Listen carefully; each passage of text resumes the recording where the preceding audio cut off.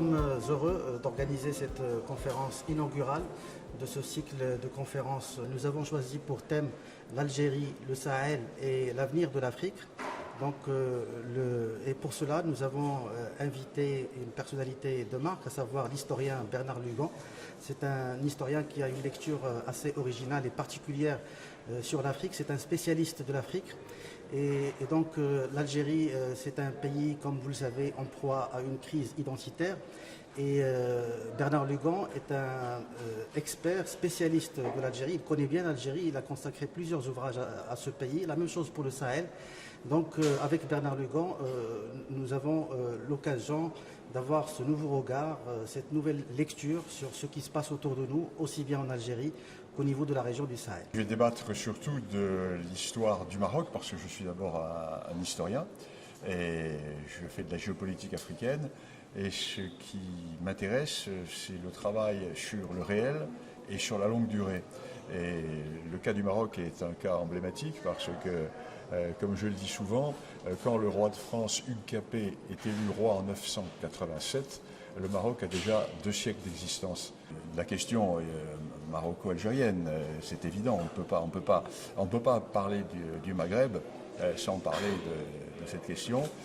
Nous allons probablement parler également de la question du Sahel, avec, comment dirais-je, j'ai une approche assez différente de ce qui est dit. Pour moi, la question du Sahel n'est pas une question de djihadisme.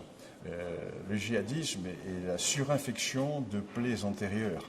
Ce sont des problèmes qui sont liés, si vous le voulez, à des divisions frontalières ou des rassemblements frontaliers qui font que des populations très différentes se trouvent vivre au sein des mêmes États et qu'à l'intérieur de ces mêmes États, ces populations ont des rapports démographiques différents avec, bien entendu, le non-dit de la question du Sahara. Si vous regardez une carte, vous voyez que l'Algérie, en fait, c'est un immense ventre à l'intérieur du Sahara, avec une toute petite façade maritime sur la Méditerranée. Donc l'Algérie est enfermée dans la Méditerranée.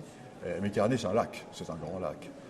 Et pour certains dirigeants algériens, il est à peu près insupportable de devoir constater que le Maroc, lui, s'étend de Tanger jusque loin vers le sud, et est totalement ouvert sur le monde atlantique et le monde des échanges, donc le monde du prochain millénaire, alors que l'Algérie, elle, par la géographie, est enfermée dans le monde méditerranéen.